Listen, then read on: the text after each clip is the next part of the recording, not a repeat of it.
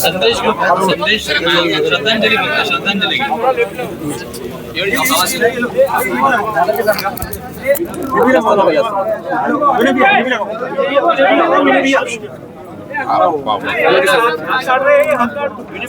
काय सांगाल तुमचा स्नेह इतक्या वर्षापासूनचा होता, काय आठवणी सांगाल नेगे साहेबांच्या?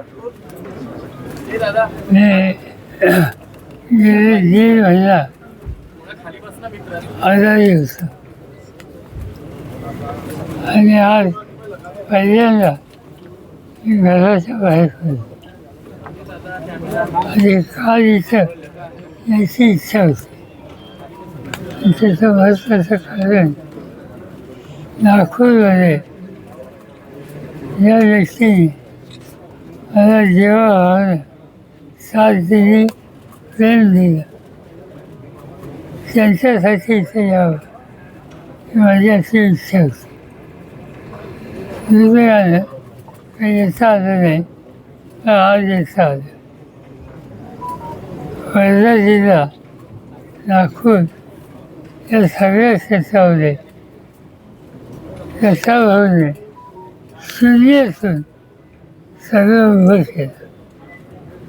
आणि त्यांची इच्छा होती की शिक्षण हे सामान्य कुटुंबाच्या मुलामुलीला मिळायला हवं आणि या क्षेत्रात त्यांची काम करायची इच्छा होती.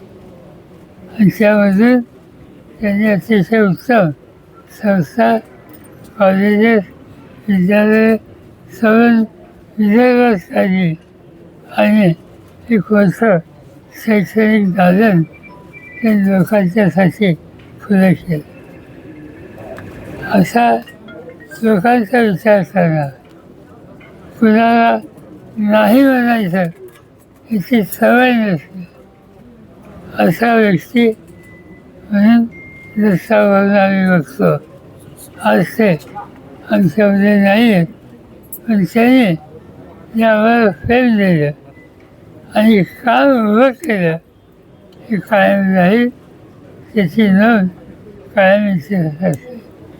त्यांना मी माझ्या वतीनं, सरकारच्या वतीनं, पक्षाच्या वतीनं श्रद्धांजली वाचतो.